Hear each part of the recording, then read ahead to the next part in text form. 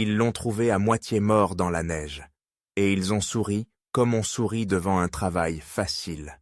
1 heure plus tard, sur ce même chemin, 2 hommes manqueraient rombi à l'appel, et personne, ni à la commandanture, ni au poste de gendarmerie, ne comprendrait comment un prisonnier sans armes avait pu transformer une simple escorte en piège. Hiver 43, quelque part au-dessus de Thônes, là où les routes deviennent des rubans glacés et où les sapins avalent le son. La nuit n'était pas tout à fait finie. Le ciel avait cette couleur de cendre et la neige craquait comme du verre sous les semelles.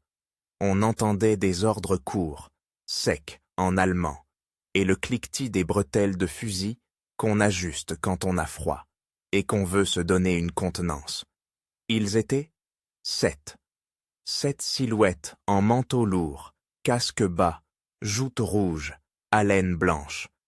Un sous-officier devant, la quarantaine, le visage fermé de ceux qui ont déjà fait trop d'hiver loin de chez eux. Derrière lui, un jeune soldat qui serrait sa sangle comme si elle pouvait l'empêcher de trembler. Et au milieu, une lampe torche qui balayait les troncs, dessinant des cercles de lumière sur l'écorce noire. Le sous-officier s'arrêta net. Il leva le poing. Silence. Même la forêt sembla retenir son souffle. Dans un petit creux, un ravin à peine visible sous la poudreuse, quelque chose avait bougé. Pas un animal. Trop lent, trop lourd. La torche plongea et la lumière accrocha un visage. Un homme. 35 ans, peut-être 40.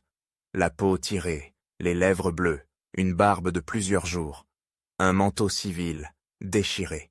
Trop fin pour cette altitude. Les mains étaient un détail qu'on n'oublie pas. Rouges, gonflés, comme brûlés par le froid.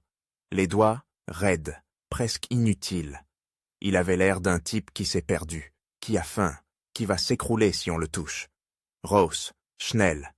La voix du sous-officier claqua. 2 soldats descendirent dans le creux, s'enfonçant jusqu'aux genoux.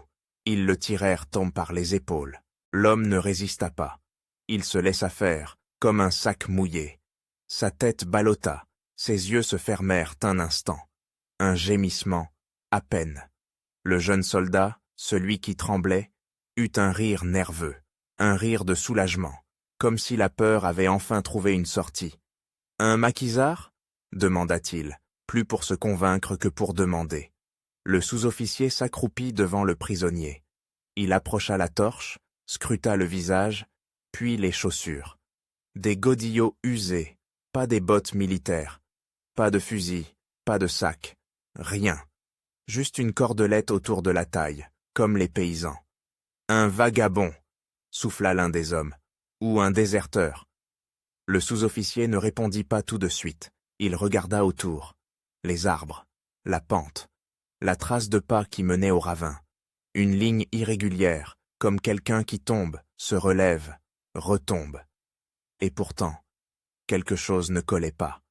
Parce que l'homme, même à genoux, même grelottant, ne regardait pas les armes. Pas une seule fois. Il ne fixait pas le MP40 pendu à l'épaule d'un soldat. Il ne suivait pas le canon des Mauser. Ses yeux, eux, glissaient ailleurs, sur les bottes, sur les sangles, sur la distance entre 2 hommes, sur la main qui tenait la torche, comme si dans sa tête, il dessinait une carte de corps, de poids, d'équilibre. « Debout », ordonna le sous-officier en français approximatif, avec cet accent dur qui écrase les syllabes. « Tu viens ». L'homme se leva lentement, trop lentement. Il vacilla et un soldat le rattrapa par le bras. À ce contact, il y a eu un micro-mouvement, presque invisible. L'homme ajusta son épaule comme on ajuste un sac lourd. Un réflexe de quelqu'un qui connaît son centre de gravité, pas celui d'un paysan épuisé. « Attachez-le » dit le sous-officier. « On le descend au village. Là, il parlera. » Le jeune soldat sortit une corde, une vraie corde, rêche, qui sentait le chanvre humide. Il attrapa les poignets du prisonnier. Et là, le prisonnier fit quelque chose d'étrange. Il ne se débattit pas, il ne supplia pas. Il tendit les mains mais pas n'importe comment. Il présenta ses poignets de façon à ce que la corde passe légèrement plus haut, sur l'os, et non dans le creux. Il tourna imperceptiblement les mains, comme s'il aidait le nœud à se placer au mauvais endroit. Le jeune soldat, trop pressé, trop content d'avoir un travail simple, serra fort. Un nœud grossier, un nœud de quelqu'un qui veut finir vite. Le sous-officier observa la scène une seconde de plus que nécessaire. Il plissa les yeux. Il avait vu des prisonniers, des vrais, des hommes qui se tordent, qui crachent, qui pleurent, qui promettent. Celui-là respirait. Il respirait comme quelqu'un qui économise l'air, comme quelqu'un qui attend. « Tu t'appelles comment » demanda le sous-officier. L'homme leva les yeux, un regard gris, calme, presque vide. Il répondit d'une voix rauque, en français, mais avec une musique étrange, difficile à placer. Marcel, un mensonge trop simple, un prénom qu'on donne quand on ne veut pas donner le vrai. Le sous-officier eut un petit sourire, pas un sourire joyeux, un sourire de chasseur. « Marcel, répéta-t-il, bien, Marcel va marcher. » Ils se mirent en route. La pente descendait vers une vallée où l'on devinait des toits sous la neige. Un village savoyard, serré autour de son clocher. De la fumée montait des cheminées, droites, sans vent. On entendait, très loin, un chien aboyer, puis le bruit sourd d'une porte qu'on ferme. Là-bas, il y avait une commandanture, installée dans une maison bourgeoise réquisitionnée, des affiches en allemand collées sur les murs, un couvre-feu, des tickets de rationnement, et des gens qui baissaient les yeux quand passait une patrouille. Ici, sur le chemin forestier, il n'y avait que le froid et le rythme des pas. Le prisonnier marchait au milieu, les mains liées devant lui. 2 soldats de chaque côté, le sous-officier derrière, légèrement décalé, comme quelqu'un qui veut voir tout le monde. Le jeune soldat fermait la marche, et son regard sautait d'un arbre à l'autre. Il avait cette peur qu'on ne dit pas, la peur de ne pas comprendre ce qui peut surgir. « Tu venais d'où » lança un soldat, en français cassé. « Du plateau ? Des Glières ?» À ce mot, Glières, le jeune soldat tourna la tête vers le sous-officier. Même les Allemands avaient entendu ce nom.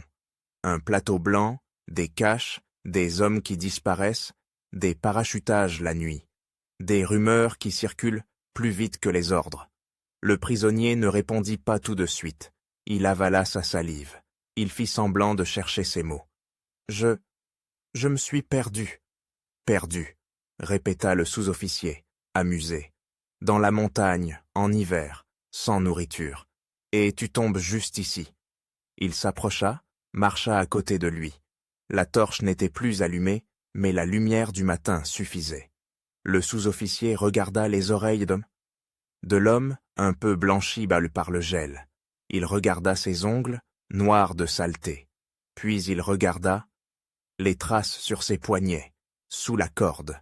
Pas des traces de paysans, des marques anciennes, fines, comme celles qu'on se fait avec des sangles, des cordes, des entraînements répétés. « Tu as des amis » demanda le sous-officier, doucement. « Des hommes dans la forêt » Le prisonnier secoua la tête, un geste faible, trop faible. Et pourtant, à chaque fois qu'un soldat changeait sa prise sur le fusil, à chaque fois qu'une sangle glissait, le prisonnier le voyait. Il ne regardait pas les visages, il regardait les habitudes, qui marche trop près, qui laisse un espace, qui a le doigt sur la détente, qui a le lacet défait. Le jeune soldat, lui, commença à sentir quelque chose sans pouvoir le nommer. Ce n'était pas une menace visible, c'était une absence, l'absence de panique. Ils passèrent près d'un muret de pierre, à moitié enterré sous la neige, vestige d'un ancien enclos. Le chemin se resserra. À droite, une pente raide descendait vers un ruisseau qu'on entendait sans le voir. À gauche, des sapins serrés, des branches de basse, chargées de blanc. Un endroit où un cri se perd, un endroit où un coup de feu résonne trop fort. Le sous-officier leva la main pour ralentir. Il avait repéré des traces. plusieurs traces, pas celles d'un seul homme. Des pas qui avaient létis traversé le chemin, puis disparu dans les arbres. « On n'est pas seul, » murmura le jeune soldat, la gorge sèche. « Justement, » répondit le sous-officier, « c'est pour ça qu'on descend vite, on ne fait pas de bruit, on ne tire pas, on le livre, et c'est fini. » Il se pencha vers le prisonnier. « Si tu parles, Marcel, tu manges. Si tu mens, tu sais. » Le prisonnier hocha la tête, un geste docile, mais au même moment, il fit glisser ses poignets l'un contre l'autre, très légèrement. La corde grinça, pas assez pour alerter, juste assez pour tester, comme on teste une serrure avec une épingle. Et là, le sous-officier commit sa petite erreur, une erreur humaine. Il vit un homme qui grelotte, qui trébuche, qui a les mains gelées. Il se dit, il ne tiendra pas. Il se dit, on a le temps. Il fit signe à un soldat de passer devant pour ouvrir la marche. Il resserra la formation. Il pensa contrôler. En bas, le village se rapprochait. On distinguait maintenant la place, le lavoir, le clocher. Et à une fenêtre, derrière un rideau à peine écarté, une femme regardait. Elle s'appelait Hélène, 27 au Mélan. Une bicyclette cachée derrière une grange, des messages cousus dans l'ourlet de son manteau, et cette habitude de compter les pas des patrouilles, comme d'autres comptent les moutons. Elle avait appris à reconnaître les silhouettes, à lire les gestes. Elle vit les Allemands, puis elle vit l'homme au milieu. Au début, elle pensa comme tout le monde. Un pauvre type. Un gars ramassé dans la neige. Un de plus. Puis, elle remarqua un détail minuscule, mais qui lui glaça le ventre. Même avec les mains liées, même courbé par le froid, l'homme gardait les épaules d'une certaine façon. Pas fière, pas droite, plutôt prête. Comme si son corps refusait de s'abandonner. Comme si, à l'intérieur, quelque chose restait en alerte. Et quand il posa le pied sur une plaque de glace, il ne glissa pas comme un homme épuisé. Il corrigea son appui immédiatement, sans réfléchir. Un réflexe d'entraînement, un réflexe de quelqu'un qui a déjà appris à tomber sans tomber. Hélène recula du rideau. Son cœur battait trop vite. Elle se posa une question simple, terrifiante. Qui est-ce qu'ils amènent exactement? Sur le chemin, le sous-officier donna un dernier ordre. On coupe par le bois, là, on évite la route. Le jeune soldat ouvrit la bouche, hésita. La route était plus visible, oui, mais plus sûre. Le bois, lui, avalait les hommes. « Chef, tenta-t-il, tu veux croiser des civils ?» coupa le sous-officier. « Tu veux des regards, des rumeurs ?» « Non, on passe par là. 10 minutes et on est au village. » Ils bifurquèrent. Le chemin devint plus étroit, la neige plus profonde, les branches plus basses, les sons plus sourds. Même leurs pas semblaient étouffés, comme si la forêt posait une main sur leur bouche. Le prisonnier baissa la tête, comme s'il n'en pouvait plus. Il traînait un peu la jambe. Il respirait fort, puis moins fort. Il jouait la fatigue comme on joue une carte. Et personne ne vit, à cet instant précis, le petit mouvement de ses doigts contre la corde. Personne ne remarqua que le nœud, mal placé, commençait déjà à céder, millimètre par millimètre. Ils avançaient, confiants, pressés d'en finir. 7 hommes armés, un seul prisonnier, et la certitude que tout était sous contrôle.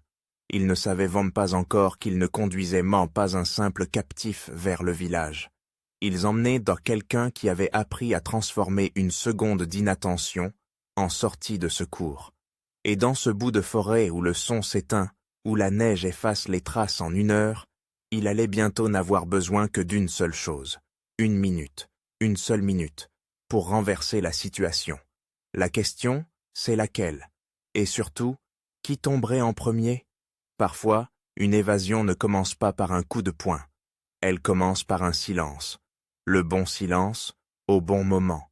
Celui qui fait croire à l'autre qu'il a gagné.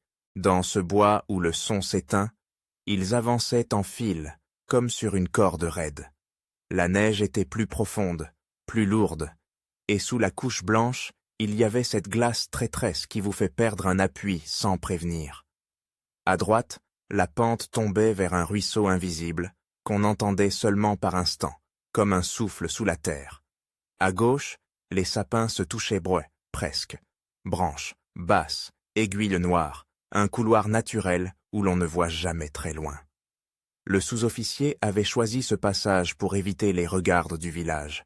Il voulait que tout se fasse proprement. Pas de témoins, pas de rumeurs, pas de paysans qui traînent sur la place et qui, le soir, racontent à voix basse ce qu'ils ont vu.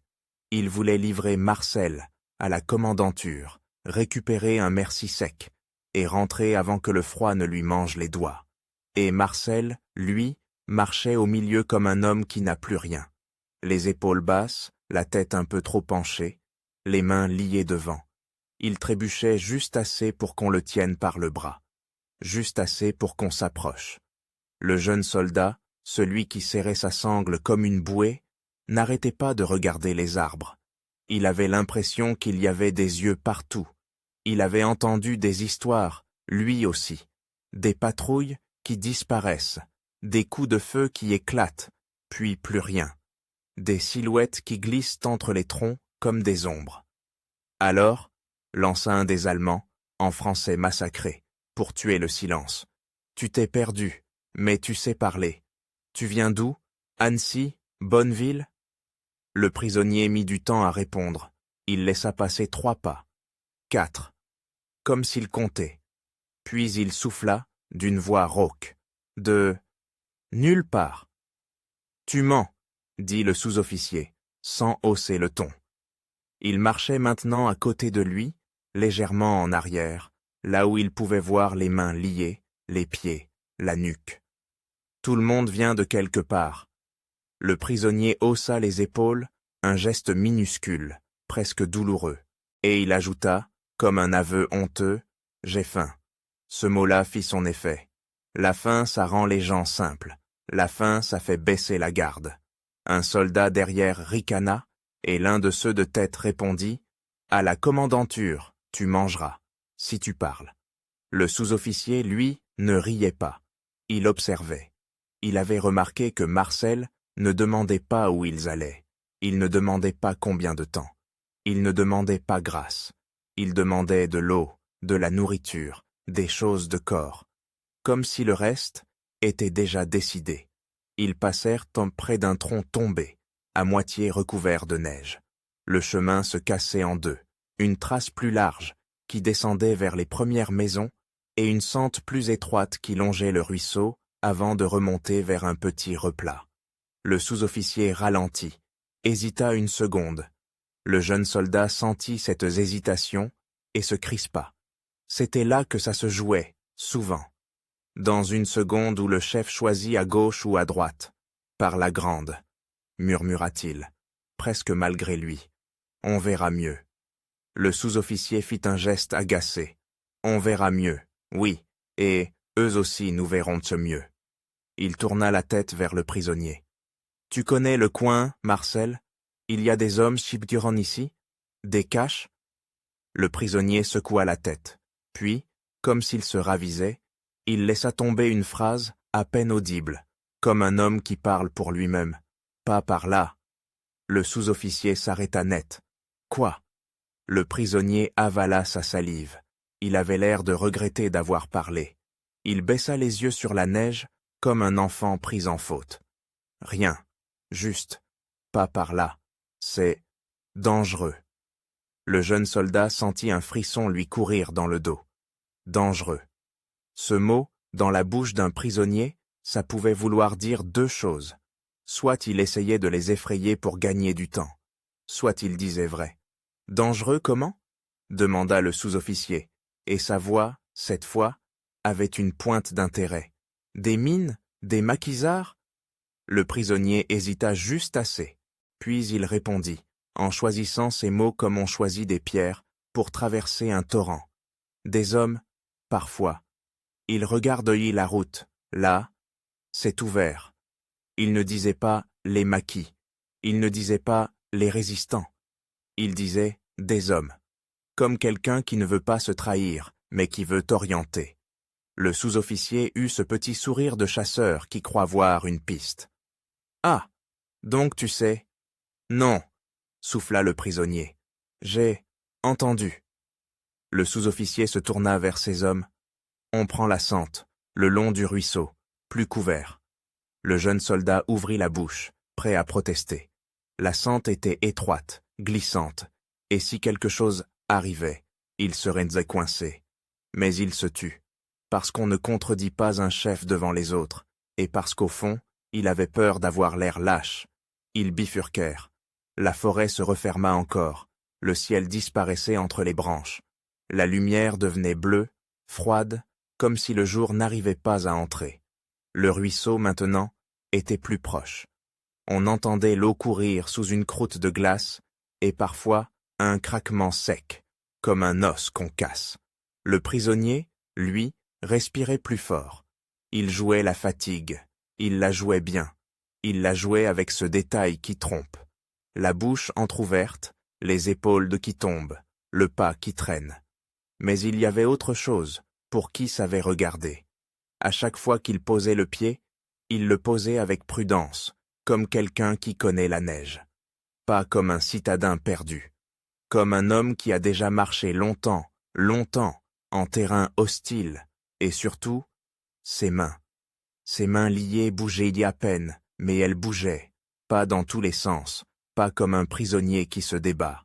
Elles frottaient, toujours au même endroit, contre la corde. Un frottement régulier, patient. Un travail. Le sous-officier ne le vit pas, il regardait devant, il pensait déjà à la pièce de la commandanture, à la table, à la lampe, à la cigarette qu'il allumerait en posant les questions. Il pensait à la facilité, on le fera parler. Il se disait que le froid et la peur font le travail. Le jeune soldat, lui, le vit, pas clairement. Plutôt, il sentit que quelque chose se répétait. Il fixa les poignets et il eut envie de dire « Chef », resserré. Mais il n'osa pas, parce que ça aurait été admettre qu'il avait peur d'un homme sans armes. Ils avancèrent encore. 10 minutes, avait dit le sous-officier. 10 minutes dans un bois, ça peut être une éternité. En bas, le village n'était plus qu'un bruit lointain, un chien, une porte, peut-être une cloche. Ici, il n'y avait que leur souffle et le froissement des manteaux. Et pendant ce temps, à la lisière, Hélène ne regardait plus derrière son rideau. Elle avait déjà quitté la maison. Elle avait enfilé ses gants trop fins, attrapé sa bicyclette cachée derrière la grange, et elle avait pris une ruelle qui sentait le bois brûlé et la soupe claire. Sur la place, il y avait une affiche allemande collée de travers, avec des mots qu'on lisait sans les lire. Couvre-feu, interdiction, sanction. À côté, une affiche de Vichy, plus propre, plus hypocrite, qui parlait d'ordre et de travail. Hélène passa devant le lavoir. 2 femmes y étaient, silencieuses, les mains rouges dans l'eau glacée. Elles le levèrent sur les yeux, la reconnurent reine, et les baissèrent aussitôt. Dans ce village, on ne posait pas de questions. On survivait. Elle pédala sans faire grincer la chaîne. Elle connaissait un raccourci, un chemin de chèvre qui montait derrière la chapelle, puis coupait vers le bois. Elle ne voulait pas voir la patrouille. Elle voulait juste confirmer ce qu'elle avait senti, ce détail dans les épaules, cette façon de corriger un appui. Ce n'était pas un vagabond. Et si ce n'était pas un vagabond, alors qui?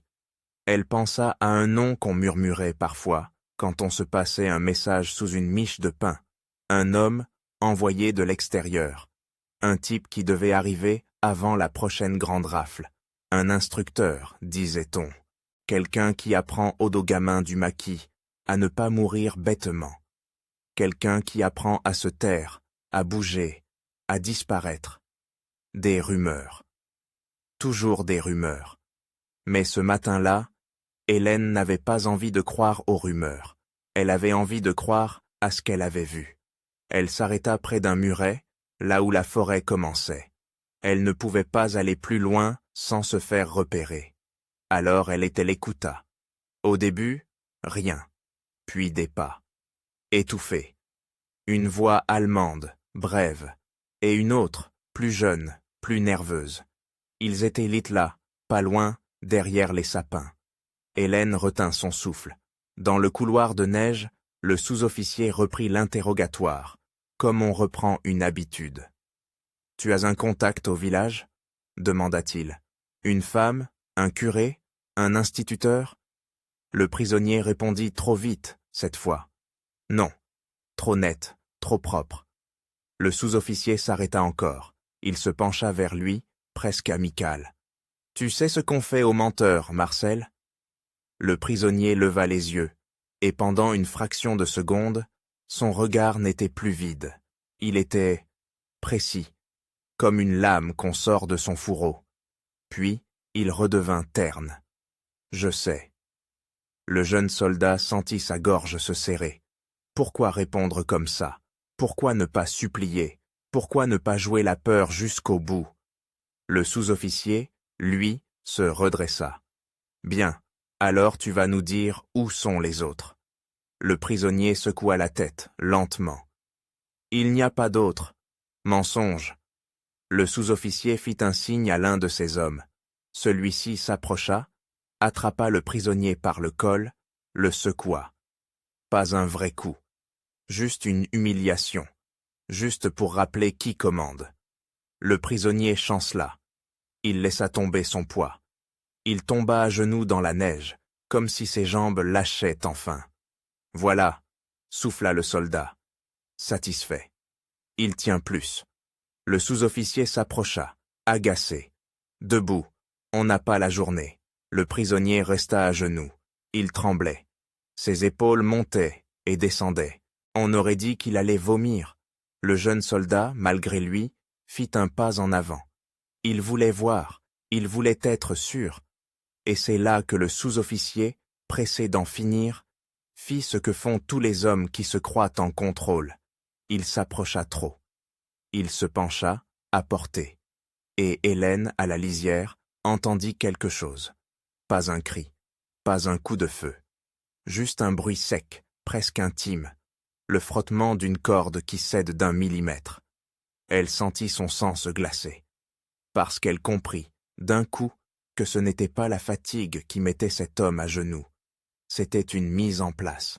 Dans ce bout de forêt où le son s'éteint, où la neige avale les traces, ils venaient d'entrer dans une zone où l'on ne contrôle plus grand-chose. Le sous-officier avait voulu éviter la route, il avait voulu éviter les témoins, il avait choisi le couvert. Et sans le savoir, il venait peut-être de choisir l'endroit exact où un homme n'aurait besoin que d'1 minute. 1 minute pourquoi? Pour frapper? Pour prendre une arme? Pour disparaître? Le jeune soldat regarda les mains liées, puis le visage du sous-officier penché, puis les arbres autour. Et il se demanda, trop tard, si quelque chose arrive maintenant, qui sera assez proche pour tomber en premier? Il croyait en le tenir par une corde. En réalité, il tenait une corde qui allait se refermer sur eux. Dans ce couloir de sapins, la neige n'était plus un décor. C'était un piège. Elle étouffait les pas, elle avalait les jurons, elle rendait chaque mouvement plus lent, sauf ceux qui avaient été répétés 1000 fois. Le sous-officier avait le visage tout prêt. On sentait l'odeur de tabac froid sur son col, la laine humide de son manteau. Il se penchait comme on se penche sur un animal blessé, avec cette certitude tranquille, ça ne mord plus. « Debout !» souffla-t-il, et sa main se posa sur l'épaule du prisonnier. Le jeune soldat, lui, ne respirait presque plus. Il fixait les poignets liés, ce frottement régulier, ce travail patient. Il avait envie de crier « Attention !» mais le mot restait coincé dans sa gorge, comme si la forêt elle-même lui interdisait de parler. Un des hommes de Brougham de tête s'était arrêté pour allumer une cigarette. La flamme du briquet trembla dans l'air bleu. Un autre ajustait sa sangle, agacé par le cuir gelé qui lui mordait l'épaule. Un troisième s'était décalé d'1 pas pour pisser contre un tronc, dos tourné, fusil pendu, des microsecondes, des détails ridicules. C'est toujours comme ça que ça commence. Le prisonnier trembla plus fort, comme s'il allait s'effondrer. Il laissa sa tête tomber, menton contre la poitrine. Et puis, Au lieu de s'écrouler, il se ramassa. Ce ne fut pas un geste large, pas un geste de cinéma, juste un déplacement de poids, brutal et précis, comme un ressort qu'on libère. Son épaule heurta le sous-officier en plein ventre, pas pour le faire voler, pour lui couper l'air, pour le plier. Et au même instant, la corde, déjà entamée au bon endroit, glissa d'un cran, pas assez pour libérer les mains, assez pour donner du jeu. Le sous-officier eut un ouf sec, un son d'homme surpris de ne plus commander son propre souffle. Sa main chercha à attraper le col du prisonnier, mais elle ne trouva que du tissu qui se dérobait. Le prisonnier pivota sur ses genoux, comme s'il tournait autour d'un axe. La corde entre ses poignets devint un levier. Il accrocha le poignet du sous-officier, pas avec force, avec mécanique. Il prit l'articulation, la direction, l'angle. Un craquement étouffé se perdit dans la neige. Le sous-officier tomba à demi, pas inconscient, mais cassé dans son élan. Et c'était tout ce qu'il fallait. Le jeune soldat fit un pas en arrière, réflexe de survie. Il voulut épauler, mais il n'avait pas encore compris sur quoi tirer. Sur un homme à genoux, sur son chef, sur une ombre. Le prisonnier, lui, ne regardait pas les visages. Il regardait les pieds, les sangles, les distances. Il se jeta, non pas vers l'arme la plus proche, mais vers ce qui contrôlait le groupe. Le sifflet accroché à la poitrine du sous-officier, la lampe torche glissée dans la poche, la main qui pouvait donner l'alerte. Sa main liée crocheta le cordon du sifflet, l'arracha d'un coup sec. Le métal tinta une fraction de seconde, puis disparut dans la neige. Pas de signal, pas de renfort immédiat, pas de rassemblement. « Ouass !» cria quelqu'un. Le prisonnier se redressa enfin, et là, on vit que ses jambes n'avaient gomme jamais lâché. Elles attendaient.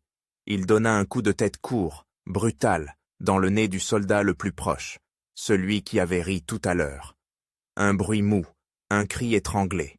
Le soldat recula, mains au visage, et son fusil glissa de son épaule. Le prisonnier n'attrapa pas le fusil par le canon comme un héros. Il attrapa la bretelle. La bretelle, c'est une poignée. Il tira, et le fusil vint à lui comme un objet docile. Il ne chercha même pas à tirer. Il s'en servit comme d'une barre pour repousser, pour créer un mur. Le jeune soldat, celui qui tremblait depuis le début, eut enfin son moment de panique pure. Il épaula et pressa la détente. Le coup partit trop haut. La balle claqua dans une branche, éclata du bois, fit tomber une pluie d'aiguilles. Dans ce couloir, le son rebondit, se multiplia, et soudain, tout le monde crut qu'ils étaient attaqués de partout. « Feur! Feur !» hurla quelqu'un, et deux autres tirèrent à l'aveugle, dans les sapins, dans le vide, dans la peur. Le prisonnier profita de ce chaos comme d'une couverture. Il poussa le soldat au nez cassé contre celui qui rechargeait, les fit s'emmêler. Deux corps, une seconde de confusion. Il jeta le fusil dans la neige, pas pour s'en débarrasser, mais pour qu'on le cherche du regard, pour voler l'attention. Et pendant qu'il cherchait sur le larme, lui cherchait la sortie. Il glissa vers la droite, là où la pente tombait vers le ruisseau, là où la neige était plus fine, plus traîtresse, là où un homme qui ne connaît pas le terrain se casse la cheville, et où un homme qui l'a choisi sait exactement où poser le pied. Le sous-officier, à genoux, tentait de se relever. Son visage était rouge, ses yeux pleins de rage et d'incompréhension. Il voulut crier un ordre, mais sa voix sortit cassée, comme si l'air refusait de lui obéir. Le jeune soldat vit le prisonnier s'éloigner, et il eut un éclair de lucidité. Si cet homme atteint le ruisseau, il le perde. Il se lança, trop vite, sans réfléchir à la glace sous la poudreuse. Son pied partit. Il glissa, bras écartés, et tomba lourdement sur le flanc. Son fusil heurta une pierre cachée, et le choc lui arracha un gémissement. Il resta là, une seconde, à regarder le ciel entre les branches, incapable de comprendre comment, en un battement de cœur, il était passé du chasseur à la proie. Le prisonnier ne s'arrêta pas pour le finir. Il ne s'arrêta pour personne. Son but n'était pas la vengeance. Son but, c'était la distance. Il atteignit le bord du ruisseau. On ne voyait presque pas l'eau, seulement une ligne plus sombre sous la glace, et par endroits, une vapeur légère, comme un souffle. Il descendit en biais, s'accroupit, et là, enfin, il utilisa la corde pour ce qu'elle était devenue, un outil. Il passa ses poignets l'un contre l'autre, tordit, tira. Le nœud, posé mal dès le début, céda comme une promesse tenue. Ses mains se séparèrent, rouges, gonflées, mais libres. Derrière, les Allemands criaient, se heurtaient, tentaient de se regrouper. Ils n'avaient plus de chef debout, plus de signal, plus de certitude. Ils avaient d'un de seulement des coups de feu qui avaient réveillé la montagne. Et c'est là que le prisonnier fit quelque chose de plus cruel que de disparaître. Il laissa une trace, pas une trace de pas, non, une trace pour l'esprit. Il sortit de sa poche un petit morceau de tissu, une bande arrachée à la doublure de son manteau. Il y avait dessus une couture particulière, un fil bleu passé 2 fois, comme un repère. Il le coinça dans l'écorce d'un sapin, à hauteur d'homme, bien visible pour quelqu'un qui cherche, et surtout, bien visible pour quelqu'un qui croit comprendre. Puis, il prit l'autre direction. Au lieu de suivre le ruisseau vers l'aval, comme le ferait n'importe quel fuyard, il remonta sur quelques mètres, traversa un amas de branches parches mortes, et se glissa derrière un muret de pierres effondrées, vestige d'un ancien enclos. Là, la neige était piétinée par des chevreuils. Là, les traces se mélangeaient. Là, un homme pouvait devenir un animal parmi d'autres. Le sous-officier, enfin debout, vit le morceau de tissu. Il le vit comme on voit une preuve, comme on voit une victoire possible. Par là, cracha-t-il, et il pointa le sapin. Ils se jetèrent dans la mauvaise direction avec la rage de ceux qui refusent grand nombre d'admettre qu'ils ont été joués. Ils longèrent le ruisseau, glissèrent, jurèrent, tirèrent encore une fois sur une ombre qui n'existait pas. Et pendant qu'ils s'enfonçaient, le prisonnier, déjà loin, respirait autrement, plus calmement, plus bas. Il n'était plus un homme qui subit. Il redevenait ce qu'il avait caché sous la fatigue. Une méthode. À la lisière, Hélène avait tout entendu sans tout voir. Les coups de feu, oui. Les cris, oui. Mais surtout ce silence étrange entre 2 détonations. Ce silence qui disait « Il n'est plus là ». Elle sentit ses jambes se dérober. Parce que si cet homme venait de s'échapper, ce n'était pas une bonne nouvelle. Pas seulement. Une patrouille humiliée, c'est une patrouille qui revient avec d'autres. Une patrouille qui a perdu la face, c'est une commandanture qui veut un exemple. Et dans un village comme le leur, un exemple, ça se paye en portes défoncées, en granges de brûlées, en hommes alignés contre un mur. Elle remonta sur sa bicyclette, les doigts d'eau gelés sur le guidon. Elle pédala comme on pédale quand on sait qu'on n'a pas le droit d'arriver trop tard. En bas, le village commençait déjà à bouger. Une fenêtre s'ouvrit. Un chien aboya. Quelqu'un, sur la place, leva la tête vers la forêt, comme si la montagne venait de parler. Et puis, le son le plus dangereux de tous se mit à flotter dans l'air froid. Une cloche. Pas celle du dimanche. Une cloche tirée trop vite, trop fort. Un signal qu'on ne donne pas pour une messe. La commandanture allait entendre. La gendarmerie de Vichy aussi. Les hommes qui ne savent rien allaient soudain être obligés de savoir quelque chose.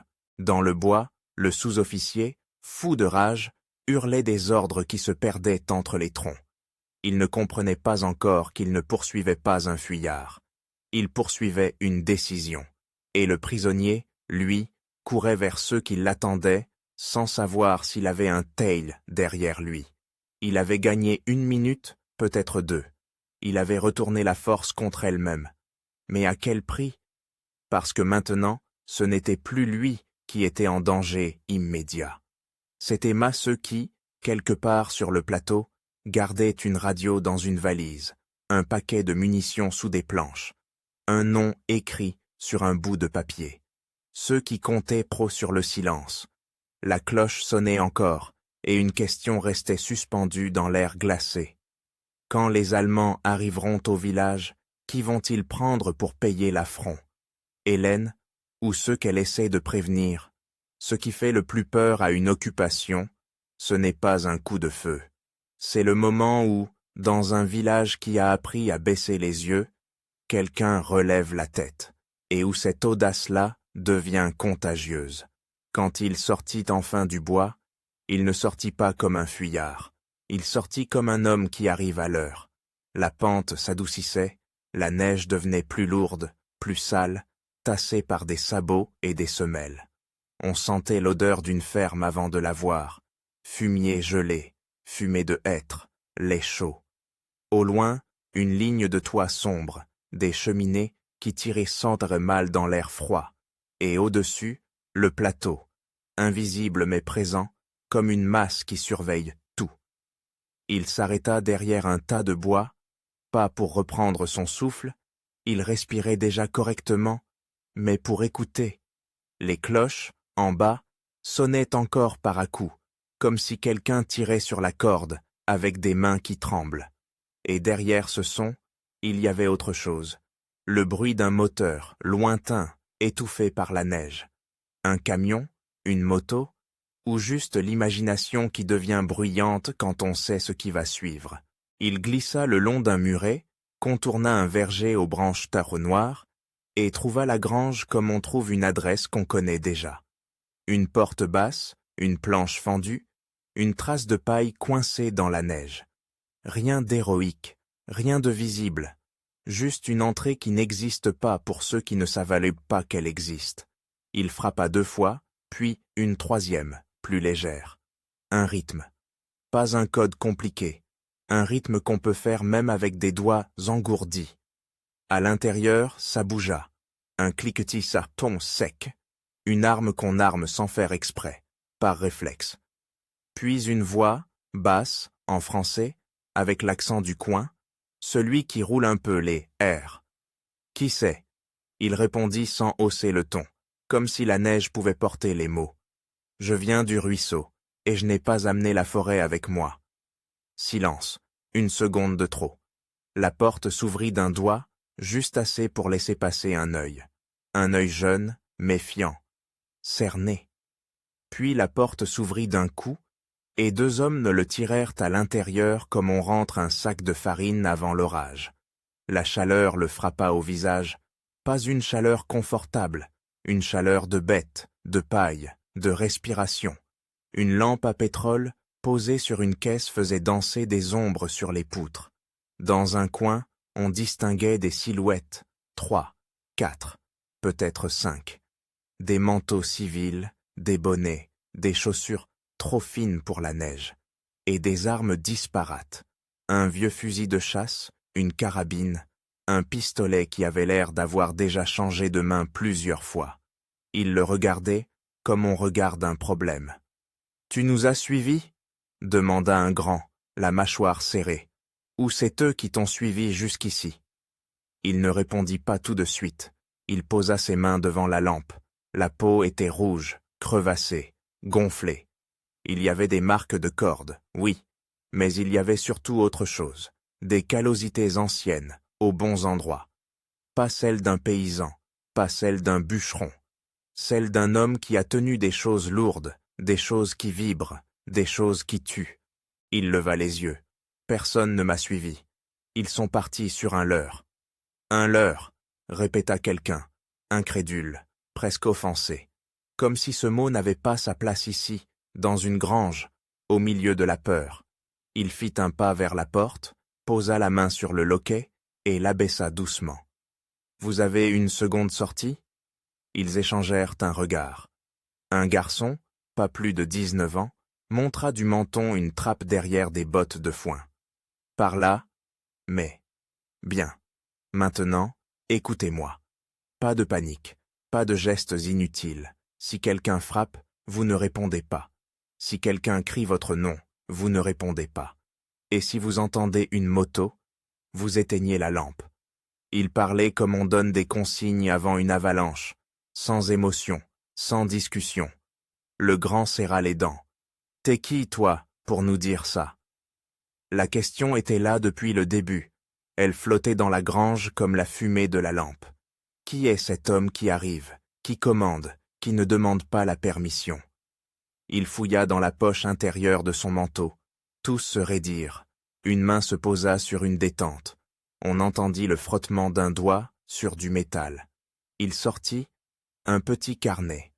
Pas un carnet de soldat, un carnet banal, couvert de toile sombre, abîmé par l'humidité. Il l'ouvrit à une page où des lignes étaient déjà tracées au crayon, des schémas simples. Position, angle, flèche, des mots tout courts, distance, silence, sortie. Puis il glissa le carnet vers Sir E et dit une phrase qui n'avait l'air de rien, mais qui fit changer l'air dans la pièce. Le vent tourne sur les glières, et quand il tourne, il emporte les imprudents. Le garçon de 19 ans cligna des yeux. Le grand, lui, pâlit légèrement. Parce que cette phrase-là, il ne l'avait pas inventée. Elle circulait. Elle venait d'ailleurs. Elle venait de ceux qui ne se montrent pas. Une silhouette se détacha du fond de la grange. Une femme. Un foulard sombre, les joues rouges de froid, les yeux brillants. Hélène. Elle avait pédalé jusqu'à en avoir les cuisses en feu, puis couru dans la neige, puis frappé à la porte d'une autre ferme, puis encore. Elle avait pris des chemins de traverse, évité la place, évité les fenêtres. Et maintenant, elle était là, essoufflée, mais debout. Elle le regarda, lui, comme si elle cherchait à faire coïncider deux images. Le brave type qu'on traîne avec une corde, et l'homme qui, dans une grange, fait taire tout le monde sans lever la voix. « Je l'ai vu, » dit-elle. « Quand il l'emmenait, il ne marchait pas comme un pauvre, il comptait. » Il hocha la tête comme si ça suffisait. « Merci. » Ce merci-là n'était pas tendre, c'était un merci de travail, un merci qui dit « Tu as fait ta part, maintenant on continue. » Le grand reprit, plus bas. « Alors, t'es envoyé par qui ?» Il hésita une fraction de seconde, pas par peur, par prudence. Les murs ont des oreilles, même dans une grange. Par des gens qui n'aiment donc pas les listes, répondit-il, et qui n'aiment donc pas les héros. Je suis là pour que vous arrêtiez de mourir, bêtement. Un souffle passa dans le groupe, un mélange de soulagement et d'offense, parce que personne n'aime qu'on lui dise qu'il meurt bêtement, mais tout le monde sait que c'est vrai. Il posa le carnet sur une caisse, et ses yeux balayèrent toute la pièce comme s'il faisait l'inventaire d'un atelier. « Vous avez une radio ?» Personne ne répondit. Hélène, elle, regarda vers une pile de sacs. Un détail minuscule. Un fil qui dépasse, une toile plus propre que le reste. Il suivit son regard. Là. Le grand fit un pas, comme pour s'interposer. On ne la sort pas, jamais. C'est trop dangereux. Justement, dit l'homme, on va la sortir, et on va la déplacer, maintenant. Maintenant, répéta le garçon, la voix qui monte. Mais la cloche, ils vont venir, ils vont fouiller, ils vont. Il coupa net, sans crier. Oui, ils vont venir, et c'est pour ça qu'on bouge avant eux. Il s'accroupit, tira le sac, dévoila une valise. Une vraie valise, usée, avec des coins renforcés. Il l'ouvrit. À l'intérieur, un poste émetteur, des câbles, une bobine, une odeur de bakélite et de métal froid. Ses doigts, malgré les crevasses, se mirent à travailler avec une précision presque insultante. Il vérifia une connexion, resserra une vis, changea la position d'un fil, pas comme quelqu'un qui a déjà vu ça, comme quelqu'un qui a vécu avec ça. Hélène sentit un frisson lui remonter le dos. Pas de peur, de compréhension. Ce n'était pas un hasard s'il était là. Dehors, un bruit de moteur se rapprocha, puis s'éloigna, comme si le véhicule tournait dans le village, cherchait, hésitait. On entendit des voix, des portes qu'on claque, un chien qui aboie trop longtemps. Le grand murmura « Ils vont prendre des otages ». C'était dit comme une certitude. Dans ces villages, on ne disait pas « peut-être », on disait « ils vont ».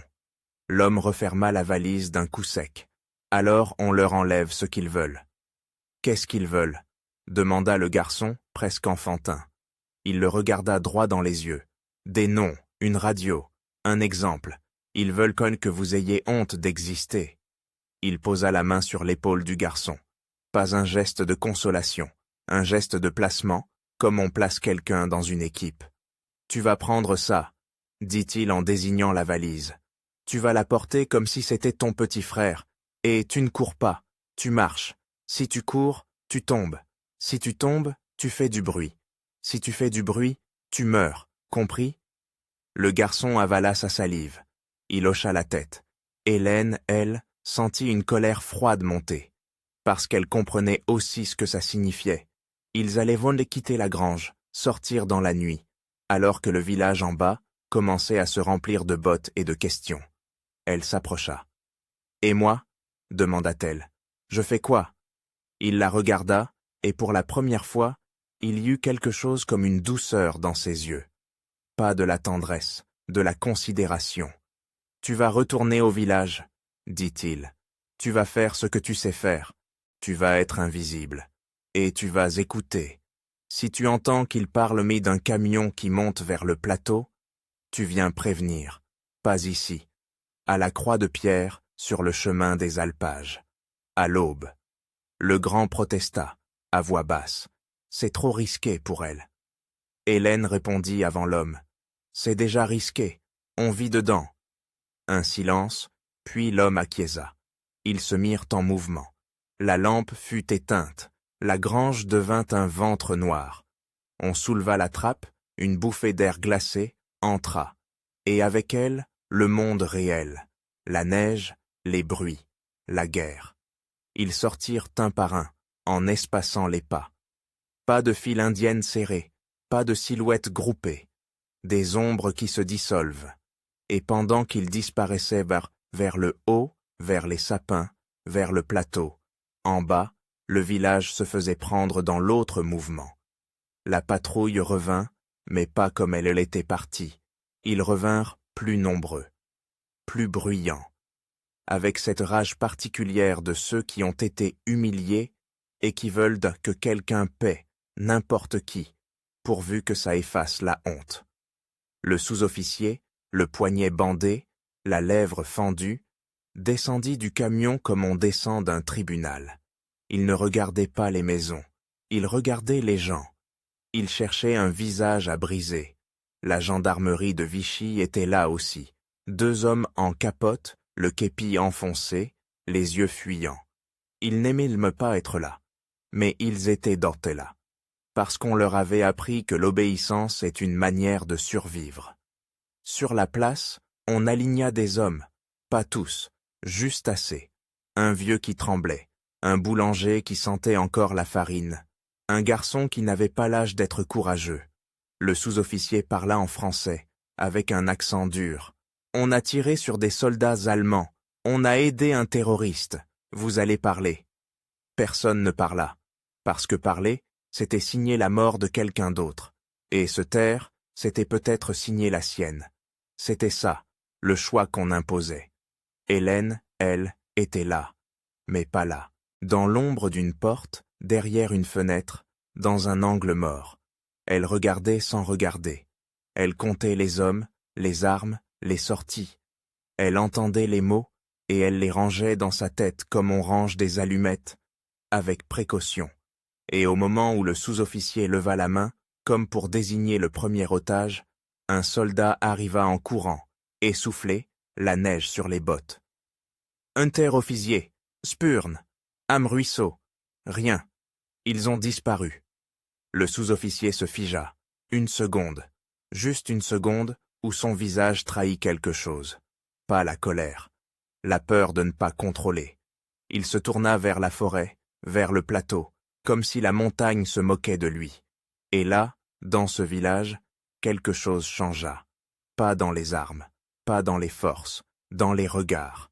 Parce que si cet homme avait pu leur échapper, si la patrouille avait pu être menée par le nez, alors l'occupation n'était pas un mur. C'était une porte qu'on pouvait peut-être entr'ouvrir. Plus tard, bien plus tard, quand la nuit eut avalé les cris et que les camions urbains finis de tourner, On raconterait la scène autrement. On dirait, il était seul, ils étaient 8, il n'avait rien. On ajouterait des détails, on en inventerait. C'est comme ça que naissent les légendes. Mais la vérité, celle qui compte, se jouait ailleurs, dans le froid. Sur le chemin des alpages, sous les sapins, l'homme s'arrêta enfin. Le groupe s'était rassemblé dans une petite clairière, protégée par un pli du terrain. On voyait à peine le ciel. On entendait seulement le souffle des hommes et le craquement lointain d'une branche qui cède sous la neige. Il posa la valise au sol et regarda ceux qui l'entouraient. Des visages fatigués, des mains sales, des yeux qui veulent te croire, mais qui ont peur d'être déçus. « Écoutez-moi, dit-il, ce que vous avez fait jusqu'ici, c'est survivre. À partir de maintenant, on va apprendre à durer. » Le grand demanda, presque malgré lui, « Comment tu t'appelles » L'homme hésita, puis répondit, comme si le nom importait moins que ce qu'il allait en faire. « Marceau, dit-il, ça suffira. » Hélène, qui avait déjà repris le chemin du village, ne l'entendit pas, mais elle entendit autre chose en descendant. Le silence, un silence différent, un silence qui n'était plus seulement de la peur, un silence de décision. Et si vous vous demandez pourquoi il s'était laissé voir dans la neige, pourquoi il avait accepté d'être pris, pourquoi il avait offert aux sous-officiers cette victoire facile, la réponse est simple et terrible. Parce que pendant qu'il le ligotait pendant qu'il riait pendant qu'il le traînait vers le village, il ne regardait pas ailleurs. Il ne regardait soit pas le vrai chemin. Il ne regardait soit pas le lieu du prochain largage, là-haut sur le plateau, là où une lampe devait clignoter 3 fois dans la nuit pour guider un avion allié. Là où des caisses de sten et de munitions devaient y tomber dans la neige comme une promesse. Il avait donné son corps, comme appât, pour acheter du temps. 1 minute dans le bois, 2 minutes de confusion. Et ces minutes-là, dans une guerre de montagne, valent parfois plus qu'un bataillon. Dans la grange, avant de partir, il avait dit une dernière phrase presque pour lui-même, en refermant son carnet. Ne faites jamais confiance à leur certitude, c'est leur faiblesse. Sur les glières, l'hiver 43-44 ne pardonnait rien, ni les erreurs, ni les élans. Et pourtant, cette nuit-là, quelque chose avait commencé, parce que dans quelques semaines, la montagne allait être encerclée, les camions allaient monter, les mortiers allaient les parler, et ceux qui, aujourd'hui, tremblaient dans une grange, devraient tenir face à une force bien plus grande qu'une patrouille humiliée. La question maintenant n'était plus « Est-ce qu'il peut s'échapper ?» La question c'était « Est-ce qu'il a réussi à transformer 1 minute volée dans la neige en une résistance capable de survivre à la tempête qui arrive ?»